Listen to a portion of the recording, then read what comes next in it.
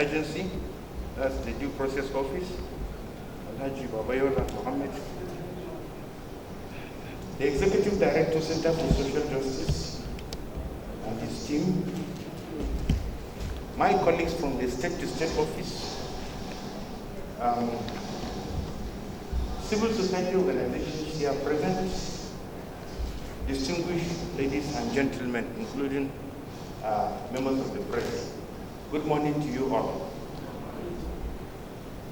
It's my pleasure once more to welcome you this morning to yet another in the series of state-to-state intervention in Gombe State. Most of you are not new to state-to-state. Most of you must have attended some of our activities in terms of capacity building, whether under Purpose 1, Purpose 2, or Purpose 3. And also, most of you are here because you responded to our call for proposal and wrote the project proposal for implementation of state-to-state. And this is something we are going to be having for several years to come, the next 4 years. I think the first set has been done, and very soon, I think about 6 civil society organizations will commence implementing aspects of the state-to-state intervention. And your work, some of you must have written proposals in areas of procurement. As you are aware, state-to-state has to do with governance. Even the name, for example, is state transparency, accountability, effectiveness. It's talking about transparency, accountability, and an integral aspect of transparency and accountability is due process through what? Procurement of goods and services. Procurement of services including constructions, supplies, knowledge in terms of consultancy, etc., etc. So as I welcome you this morning to, like I said, yet another in the series of our programs in the state, I wish that the next 3 days will be very, very eventful for us. It will be a very active participation. And let me also say that this is the second training that we are having that is different from the other types of internal trainings we've been having. Last month we had a training for civil society organizations on budget awareness and analysis, which was contracted also to an outside organization, the consultancy firm, a federal level civil society organization. Again today, State2State has contracted another one called Center for Social Justice. They've been around for more than a decade, or 2 decades even, right from the time when Due Process Office was established in Nigeria under Obasanjo's regime. And we all know that a lot of transformation has taken place in Nigeria, especially under procurement. Increasingly, civil society organizations are becoming part and parcel of the procurement process. Therefore, this training is extremely important. It is expected that after the 3 days, it will not just end there. Contacts and engagement will continue with the Center for Social Justice with you.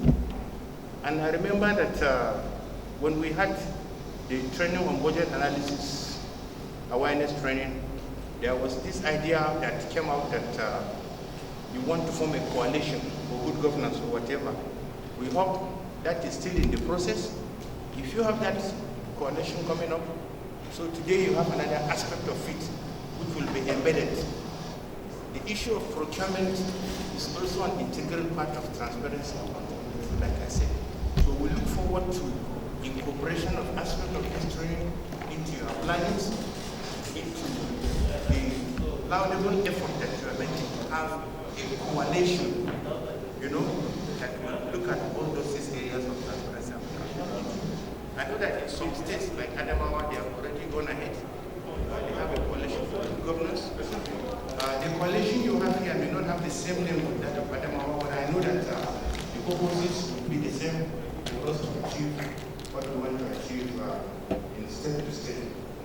A sort of institutionalization of good governance practices, elimination of corrupt practices, judicious spending of government's resources for the improvement and betterment of our citizens, leading to reduction in poverty. Once you have good governance, people will have access to social services, be it basic education, health, and water, sanitation, and hygiene. And once these areas are taken care of, it will definitely reduce poverty. So today we are very happy welcoming you, even though I want to slightly register my little disappointment with civil society organizations. I know maybe it is because it is Monday or some of you are coming from the local government. But anytime we have an activity with civil society, we normally start by 9. They have been recognized to be very, very punctual. Unlike our colleagues in the civil service who may have to go to the office and clear their files. I'm sure that if the participants are from the MDS, having stayed over at home during the weekend, they need to go to the office in the morning, clear their files, clear their emails, and then also head to where event can take place. But for civil society organizations, we see you as partners that can work around the clock. You don't have Saturday, you don't have Sunday. In fact, you work 24 hours. Because if you are a civil society practitioner and you listen to your radio at 6 or 7 a.m., you are listening to the news, you are interested in what is happening. Something happened last week, very, very important, that the civil society need to know, especially those of you working in the areas of good governance, budget, and what have you. There was something that happened at the State Assembly yesterday. Last week, can somebody remind me? Something that has to do with budget, it happened between government and the State House of Assembly last week. Does anybody heard about it? What was it? Second reading of the supplementary. Yeah, okay. The government has submitted a supplementary budget to the House, and it has passed the first reading and the second reading. I sent a text to the Deputy Chair of Appropriation to give me the figures. So these are areas that you need to be very much interested in. Okay, government is asking for supplementary budget. What has happened to the initial budget? Has the money been exhausted? But I know government gave reason because of some of the conflict that has taken place. They have paid some compensation for building and some other unforeseen things. So we really need to be up and doing in terms of monitoring government expenditure, monitoring the process, working with State House of Assembly, working with local governments, and working with also all sectors, including gatekeepers, stakeholders, religious leaders, community leaders on the budget process. And just like when we had the budget training, we expected you, the selected 40 civil society organizations, to cascade the training at the lower level. We expect the same thing also.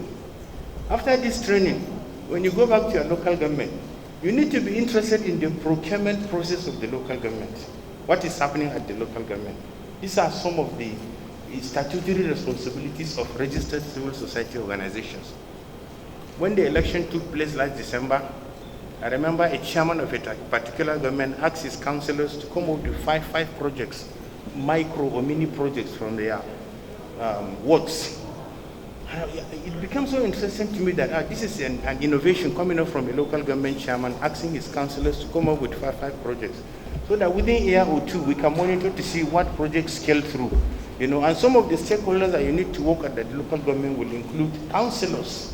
What are the councillors doing? Just like at the state level, we engage the House of Assembly members, So people should be interested, women groups, some of you are representing women groups here, youth groups, and we expect that at the end of these 3 days, we'll have gotten more knowledge and probably a manual for implementation of our activities at both the local government and the state level. I was recognized as the state team lead for State2State, but also in our midst, we have some other colleagues who are also working with me. You may not be seeing all of us during the training because we have already contracted it out to a capable organization to do the training. But I think I would like to identify some of my colleagues so that for those of you who might not know them, at least you know that, yeah, we're working as a team, and we also have some team members with us. First and foremost, we have one of us that came, she's just back from Kenya from training, gender training from the African Union by way of part of capacity building and part of this process that we are doing. May I introduce Ms. Kusan Eunice Nyang. She's our gender and social inclusion advisor based on our head office. So from time to time, you'll be seeing her when we have activities like this. We have our PFM specialist who is here with us, and she will be here throughout the 3 days because public financial management has to do a lot of procurement. Dr. Eunice Ngozi Okorafo. Doctor Ngozi is here with us. So she is here and she will be giving us some quality assurance. So don't be surprised if at the during the training she interjects from time to time and also contribute to discussions. I'm sure it's going to be a very interesting interactive session. The executive director of the Center for Social Justice himself has decided not just to send his colleagues over, but he has come by himself. So you can see the importance that is attached. The executive director says, can you stand up for recognition? So he has left Abuja and Lagos to be here with us for the next 3 days. And I think that does it for now. We look forward to a very interesting 3 days. I want to thank you for listening, and it is my hope and aspiration that this training will be very, very effective and efficient to us, and will continue to cascade the training as part of implementation of state-to-state activity in Gombe State. You are already our partners, as you know.